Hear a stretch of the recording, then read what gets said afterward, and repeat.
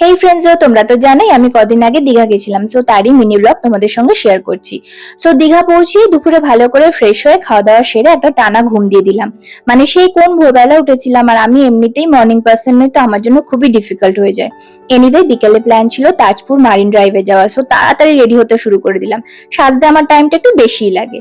Anyway আজ পরেছিলাম একটা মাল্টি কালারের dress, most easy to wire and carry and very comfortable.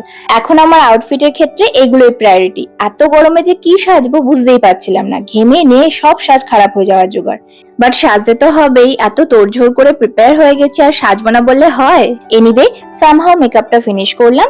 শুজে একটা হিল পরেছিলাম আর একটা ওয়েস্ট বেল্ট, কানে একটা স্টাড ইয়ারিং, হাতে একটা ওয়াচ অ্যান্ড হেয়ারটাকে ওপেন রেখেছিলাম, যেটা একদমই রং ডিসিশন। এবার রং ডিসিশন কেন সেটা জানার জন্য তোমাদের আমার নেক্সট ভিডিওটা দেখতে হবে। বাই দ্য ওয়ে আমি এখানে রেডি হয়ে গেছিলাম, আর সেই দিন আমি অন টাইমে রেডি হয়েছিলাম। দেখা হচ্ছে আবার আমাদের নেক্সট ভিডিওতে। Love you friends.